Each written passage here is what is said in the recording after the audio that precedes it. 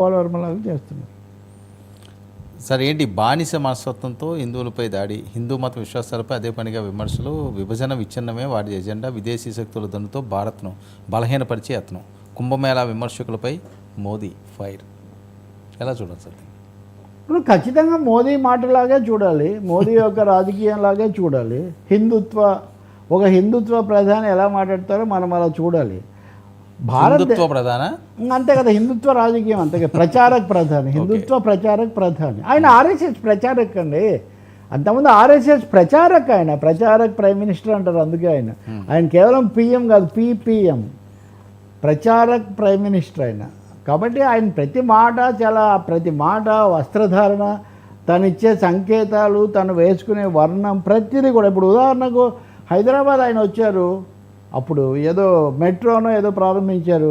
కాసేపు అయిన తర్వాత అక్కడ సమత దీని దగ్గరికి వెళ్ళారు, చిన్నజీయర్ స్వామి రామానుజాచార్యుల విగ్రహ ప్రతిష్టాపన. రామానుజాచార్యుల మీద గొప్పవాడే ఆయన. వెంటనే ఆయన ఒకరేనా అని మీకు ఆశ్చర్యం కలిగేంతగా వేషభాషలు మార్చడంలో ఆయన చాలా దిట్ట. అమెరికాలో ట్రంప్ దగ్గర ఏం మాట్లాడాలి, ఉత్తరప్రదేశ్కి వచ్చి ప్రయాగరాజ్లో ఏం మాట్లాడాలి, ప్రజా జీవితంలో ఉన్నాడు, ఎక్కడి పాత్ర అక్కడ. కానీ ఆయన హిందువుల మీద దాడి జరుగుతుంది, హిందువుల మీద దాడి అన్న పద్ధతిలో భారత ప్రధాని మాట్లాడడం అవసరమా? హిందువుల మీద జరగవచ్చు, ముస్లింల మీద జరగవచ్చు, క్రైస్తవుల మీద జరగవచ్చు, జైనులు, బౌద్ధులు, సిక్కులు, పార్సీలు, ఎవరి మీద కూడా జరగకూడదు. ఏ మతం మీద, మనుషుల మీద దాడి జరగకూడదు. భారతదేశ ప్రధాని భారతీయులను మతంతో గుర్తించడమే ఒక పొరపాటు. అసలు మతానికి ప్రతినిధిగా ఆయన ఎలా మాట్లాడతాడు? కొంతమంది సమర్థిస్తున్నారు ఆయన అధికార హోదాలో మాట్లాడలేదని. సార్, భారత రాజ్యాంగం ప్రకారం prime minister is always a prime minister sir. Prime మినిస్టర్కి ఆఫ్ డ్యూటీ లేదు, విదేశాల్లో ఉన్న ముఖ్యమంత్రికి కూడా అంతే. కాబట్టి ఆయన సానుకూలంగా ఇప్పుడు రామ మందిరానికి వెళ్ళి నమస్కారం పెట్టాను, లేదా అది వేరే విషయం. కానీ ఇక్కడ ఆయన హిందూ మత విశ్వాసాల మీద అదే పనిగా దాడి చేస్తున్నారని ఆయన అంటున్నారు. మిగతా మత విశ్వాసాల మీద దాడి జరగడం లేదని ప్రధాని గారు చెప్పగలుగుతారా? ఇది పెద్ద ప్రశ్న. ఇప్పుడు ఆ మతం మీద దాడి, ఏ మతం మీద దాడి జరగకూడదు, అన్ని మతాలు సామరస్యంగా ఉండాలని చెప్పడం వేరే విషయం. దేశంలో ప్రధానంగా ఒక 80%, 75-80% హిందువులు ఉన్నప్పుడు హిందువుల మీద దాడి జరుగుతుందని దేశ ప్రధాని ఏదో ఒక సందర్భాన్ని తీసుకొని చెప్తే మతాల మధ్య ఒక విధమైన స్పర్ధ పెరగదా? పెరిగితే దాన్ని అరికట్టడానికి ఎవరైనా దాడి చేస్తే, ఎవరి మీద దాడి జరిగినా కాపాడాల్సింది మీరే కదా. రాజ్యాంగం 25వ అధికరణం ప్రకారం మతపరమైన, కులపరమైన, లింగపరమైన, రంగుపరమైన వివక్ష చూపించకూడదు.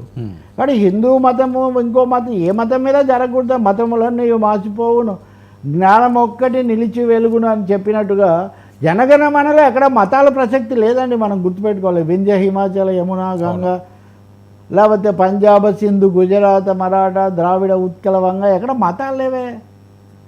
కాబట్టి అదే అతను చెప్తాడు, తోటలో అనేక పూలు ఉన్నట్టు పశుల వర్ణ వేరు, పాలేక వర్ణము, పూల వర్ణ వేరు, పూజ ఒకటే, దర్శనములు వేరు, దైవము ఒకటే, విశ్వదాభిరామ వినురవేమ అన్న పద్ధతిలో వ్యవహరించాలి తప్ప ఎందుకు మాట్లాడుతున్నాడనేది ఇంకా రెండో ప్రశ్న.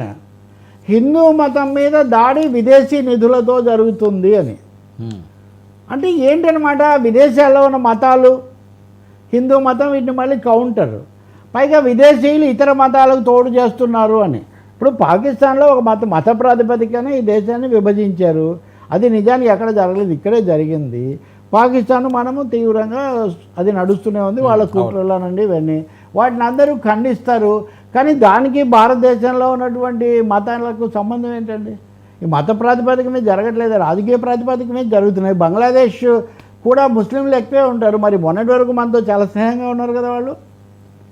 కాబట్టి మతాన్ని బట్టి జరిగేటైతే ఇవన్నీ ఒక మతం మీద దాడి జరుగుతుంది. నిజం చెప్పాలంటే లౌకికవాదం దెబ్బతింటుంది అనే పద్ధతిలో ఎక్కువ విమర్శలు వస్తుంటే, ఆయన ఎవరికైతే దాడి తగ్గి హిందుత్వ రాజకీయాలు ముదురుతున్నాయని చెప్తుంటే మా మీదే దాడి జరుగుతుందని చెప్తున్నాడు ఆయన. అంటే ఒక విధంగా దేశాన్ని ఆ దిశలో తీసుకుపోదలుచుకున్నట్టున్నారు. మీరు దీన్ని ఉత్తరప్రదేశ్ ఎన్నికలతో ముడిపెట్టి చూడాల్సి ఉంటుంది. తొందరలోనే బీహార్ ఎన్నికలు, తర్వాత ఉత్తరప్రదేశ్ ఎన్నికలు వస్తాయి. ఇవి రెండు దేశ రాజకీయాలను నిర్ణయించడంలో కూడా చాలా ముఖ్య పాత్ర వహిస్తాయి. ఇంకా చివరిది, ప్రధాన హోదాలో ఉన్న వ్యక్తి అక్కడ ప్రధాని హోదానా కాదా పక్కన పెట్టండి, అది సాంకేతిక వాదన ఎట్లయినా చేయొచ్చు. దానికి ఆధారాలు దేశం ముందు పెట్టాలి కదా. పార్లమెంట్ సమావేశాలు మొన్నే జరిగాయి, ఏమైనా పెట్టారా? అవును, అది ఇంకా జరుగుతున్నట్టే ఉన్నాయి. పార్లమెంట్ సమావేశాల్లో ఇంత విదేశాల నుంచి నిధులు వస్తున్నాయంటే మీరు ఎందుకు పెట్టలేదు? కాబట్టి ఇదంతా ఒక వ్యూహాత్మకంగా దేశంలో మతపరమైన ఉద్రిక్తతలు రెచ్చగొట్టే పెద్ద పథకంలాగా కనిపిస్తుంది. ఇది ఏమాత్రం క్షేమదాయకం కాదు.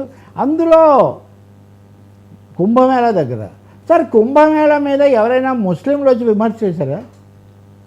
క్రైస్తవులు వచ్చి ఏమైనా విమర్శ చేశారా? ఎవరైనా చేయలేదే. అవును, విమర్శలు ఏమైనా ఉంటే రాజకీయ విమర్శలు వచ్చాయి, లేకపోతే లౌకిక దీంట్లో వచ్చాయి.